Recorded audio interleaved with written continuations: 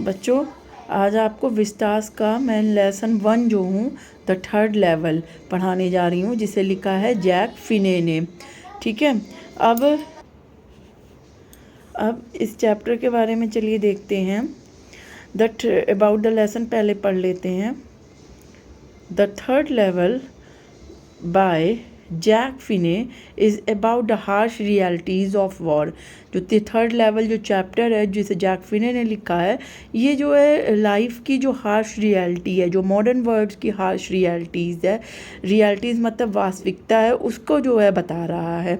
और जो आज के समय में युद्ध का माहौल है उसकी जो है रियलिटीज़ को ये बताता है। War has irreversible consequences, thus leaving people in a state of insecurity। युद्ध के ऐसे भयंकर परिणाम होते हैं जो लोगों को जो है एक गंभीर जो है असुरक्षा में छोड़ देते हैं। It is also about modern day problems and how common man tend to escape reality। और ये जो चैप्टर है ये आज मॉडर्न जो वर्ल्ड है उसके बारे में है, और कैसे जो है इस मॉडर्न वर्ल्ड में एक साधारण सा आदमी जो है वास्तविकताओं से बचने की, स्ट्रेस से बचने की, रियलिटी से बचने की कोशिश करता है। In this story a man name Charles hallucinate and reaches the third level of the Grand Central station. इस कहानी में एक हीरो है या एक करेक्टर प्रोटोगनिस्ट है, मुख्य करेक्टर हमारा चार्ले, जिसे आपको याद रखना है। चार्ले हमारा जो है मेन करेक्टर है, जो ये हेलुसिनेट मतलब जो इमेजिन करता है, कल्पना करता है कि वो एक थर्ड लेवल में ग्रैंड सेंट्रल स्टेशन, जो न्यूयॉर्क में ग्रैंड सेंट्रल स्टेशन है, उसके थर्ड लेवल में वह पहुंच गया है, विच ओनली हैज़ 2 लेवल्स। जबकि इस ग्रैंड सेंट्रल स्टेशन में केवल 2 ही लेवल है, लेकिन चार्ले ये इमेजिन कर लेता है कि इस ग्रैंड सेंट्रल स्टेशन में थर्ड लेवल भी है। चलिए चैप्टर स्टार्ट करते हैं। The text.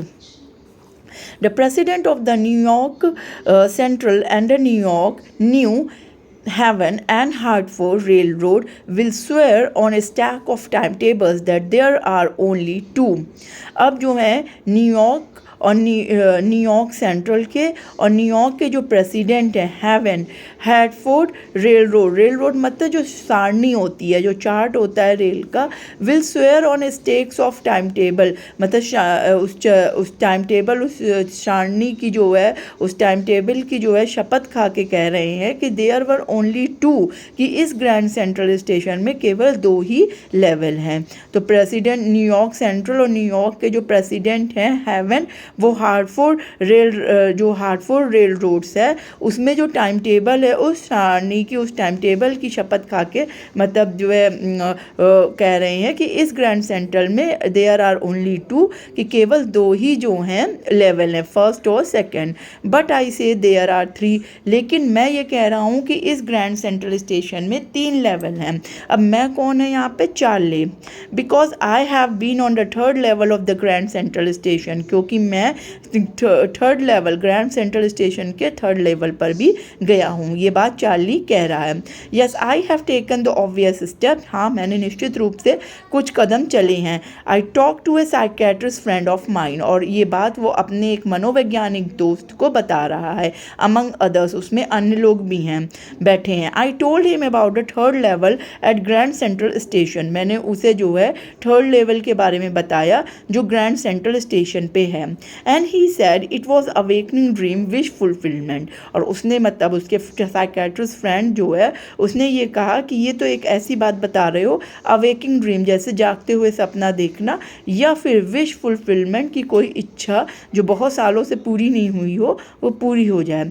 ही सैड, उसके साइकेट्रिस्ट फ्रेंड ने कहा, आई वॉज अनहैप्पी। आई मतलब चार्ले अपने लिए बता रहा है कि वो हो सकता है, उसका साइकेट्रिस्ट फ्रेंड उसको समझाते हुए कह रहा है कि हो सकता है कि वो खुश ना हो। That made my wife kind of mad, जिसे सुनकर मेरी वाइफ थोड़ी सी जो है परेशान सी हो गई, ये सब सुनकर कि हाँ मैं इस तरह के जागते हुए सपन जो हैं देख रहा हूँ।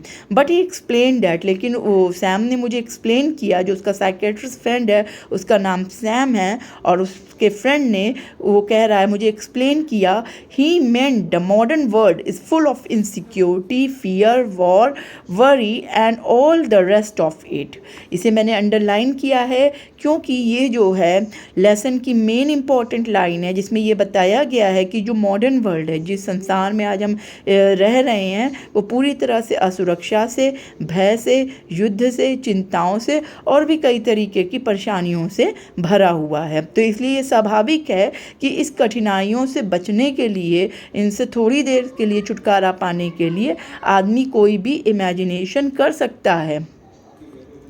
And I just want to escape, और वो कह रहा है कि इसीलिए तुम भी जो है यही चीज़ चाहते थे इन चीज़ों से बचने के लिए। वेल हु डजंट, फिर उसका साइकेट्रिस्ट फ्रेंड कहता है हाँ बिल्कुल, हर कोई चाहता है इस कठिन जो है मॉडर्न वर्ल्ड से बचने के लिए। Everybody I wants to escape, वो कहता है हर कोई बचना चाहता है और मैं खुद भी इस तरह की चीज़ों से बचना चाहता हूँ, भय, युद्ध, चिंता, स्ट्रेस, असुरक्षा। But they don't wander came down into any third level at Grand Central Station, लेकिन वे कभी भी जो है ग्रैंड सेंट्रल स्टेशन के तीसरे लेवल पर नहीं गए हैं। तो यहाँ पे चार्ली जो है बार बार कह रहा है कि ग्रैंड सेंट्रल स्टेशन में थर्ड लेवल भी है, और उसका साइकेट्रिस्ट फ्रेंड उसे समझा रहा है कि जो मॉडर्न वर्ल्ड है वो पूरी तरीके से इनसिक्योरिटी और स्ट्रेस से भरा हुआ है। तो आदमी इस स्ट्रेस से बचने के लिए ऐसी इमेजिनेशन कर लेता है जहाँ पे वो अपने मुताबिक जो है जीवन जिए, जैसा कि यहाँ पे जो है चार्ले ने कर लिया है। और वो बार बार कह रहा है नहीं, ग्रैंड सेंट्रल स्टेशन में थर्ड लेवल भी है।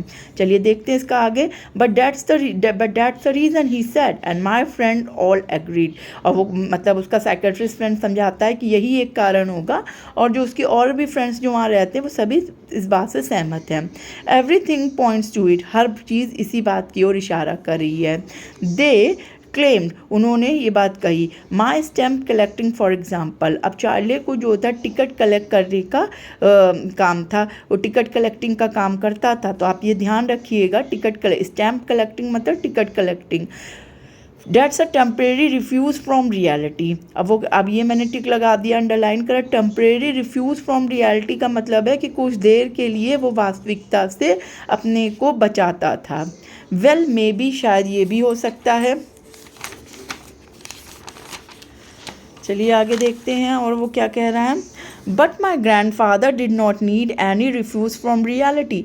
अब वो ये बात यहाँ पे कह रहा है कि मेरे जो दादाजी थे, मतलब चार्ले कह रहा है कि मेरे दादाजी को इस तरह के मतलब रियलिटी से बचने के लिए कोई ज़रूरत नहीं होती थी। यहाँ पे चार्ले ये कहना चाहता है कि जिस तरीके से उसका साइकेट्रिस्ट फ्रेंड सैम उसे समझा रहा है कि मॉडर्न वर्ल्ड जो है स्ट्रेस और इनसिक्योरिटी से भरा हुआ है, और तुम्हारे कहने के मतलब कि सैम के कहने के मुताबिक वो एक ग्रैंड सेंट्रल स्टेशन के थर्ड लेवल की इमेजिनेशन कर रहा है। तो वो कहते हैं कि जो मेरे दादाजी थे वो इस तरह की रियलिटी से बचने के लिए तो कभी कोशिश नहीं करें। क्यों? Things were very pretty and nice peaceful in his day. Charlie कह रहा है कि उनके समय में तो चीज़ें बहुत ही अच्छी और शांति से भरी हुई होती थी। फ्रॉम ऑल आई हियर, जैसा कि मैंने सबसे सुना है। And he started my collection, और कभी कभी वो भी जो थे मेरे जो थे टिकट कलेक्ट कर लेते थे। It is nice collection too, वो बहुत ही अच्छा कलेक्शन था। ब्लॉक्स ऑफ 4 और प्रैक्टिकली एवरी यूएस इशू, मतलब फर्स्ट डे कवर्स, मतलब कि फर्स्ट डे कवर के US issue. First day cover जो है बच्चों, आप देखिए कि लिफाफा होता है और जो है उसमें ही जो है फर्स्ट डे कवर में ही जो है एक एनवलप होता है जिसमें हर 4 ब्लॉक के जो है यूएस जो है टिकट वो कलेक्टिंग करता था, एंड सो ऑन। इसी तरह से president Roosevelt collected stamps too you know, और आप जानते हैं कि जो अमेरिकन प्रेसिडेंट रूजवेल्ट थे वो भी टिकट कलेक्टिंग का काम करते थे। तो यहाँ पे चार्ले देखो ये बताना चाहता है कि लिफाफे में जो थे क्या 4 बड़े बड़े जो थे कपल्स, चार के जोड़े में पहले ही दिन जो थे टिकट हम कलेक्ट किया करते थे। 4 का पेयर बना के टिकट कलेक्ट करते थे, मतलब लगभग हर अमेरिकन टिकट के 4 जोड़े।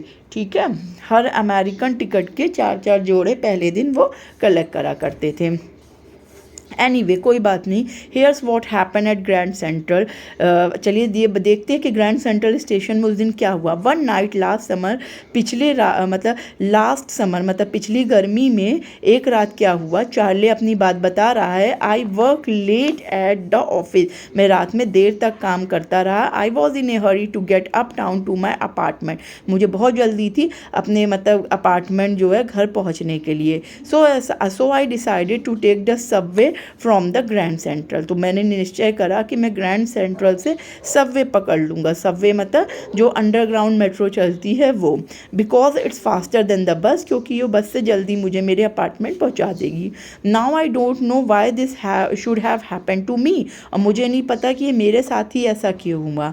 I am just an ordinary guy name Charlie 31 years old, मैं तो एक साधारण सा आदमी हूँ जिस चार्ले, और मेरा उम्र कितनी है 31 ईयर्स, 31 साल की है। And I was wearing a tan gabardine suit, और मैंने एक लंबा सा भूरे रंग का गर्बेडाइन सूट पहना है। And A straw hat with A fancy band, और मैंने जो है एक गोल सी टोपी लगा रखी है, उसमें एक फैंसी बैंड भी लगा है। I pass the dozen man who look just like me, और मैं कई डजन सैकड़ों लोगों के पास से गुजरा जो बिल्कुल मेरी ही तरह थे। And I was now trying to escape from anything, और मैं किसी भी चीज़ से बचने की कोशिश नहीं कर रहा था। I just wanted to get home to Louisa my wife, मैं अपनी वाइफ लुइसा के पास जल्दी से जल्दी घर पहुँचना चाहता था उस रात। आगे देखते हैं। आई टर्न, अब ये जो पैराग्राफ है वो थोड़ा सा इम्पोर्टेंट है, देखिएगा। I turn into grand central from Vanderbilt Avenue, अब वो बता रहा है कि वेंडरबिल्ट एवेन्यू जो एक जगह का नाम है, वहाँ से वो ग्रैंड सेंट्रल स्टेशन की ओर मुड़ा। And went down the step to the first, और पहले स्टेप में उसने सीढ़ियाँ जो हैं वो सीढ़ियों पे नीचे की ओर उतरा, फर्स्ट लेवल की सीढ़ियों पर। Where you take trains like the 20th century, यहाँ पर आपको 20वीं शताब्दी की कोई भी ट्रेन मिल जाएगी। Then I walk down another flight to the second level, और फिर उसके बाद वो दूसरी जो है सीढ़ी उतरता है सेकेंड लेवल की।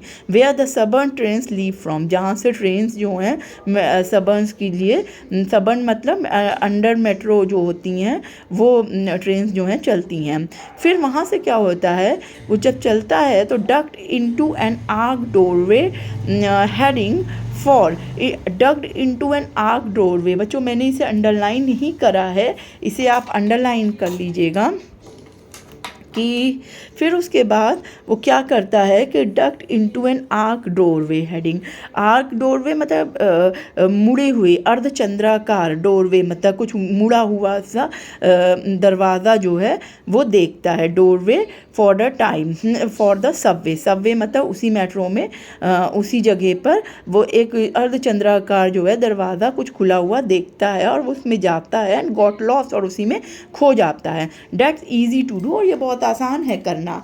आई have been in and out of Grand Central 100 of time, अब वो बोल रहा है कि मैं ग्रैंड सेंट्रल स्टेशन में कई बार 100 बार जो हूँ अंदर और बाहर किया हूँ।